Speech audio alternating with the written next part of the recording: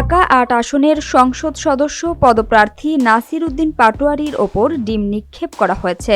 মঙ্গলবার দুপুরে হাবিবুল্লাহ বাহার কলেজের একটি অনুষ্ঠানে এ ঘটনা ঘটে।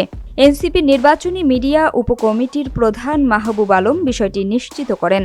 জানা গেছে, নাসির উদ্দিন পাটোয়ারী কলেজের পিঠা উৎসবে আমন্ত্রিত অতিথি হিসেবে আসেন, কিন্তু শুরুতেই গেটে তাকে কলেজের ভেতরে ঢুকতে বাধা দেয়া হয়। পরে অনেক ধস্তাধস্তি হয় সেখানে। প্রত্যক্ষদর্শীরা জানান, দুপুর 12টার দিকে এ ঘটনা ঘটে।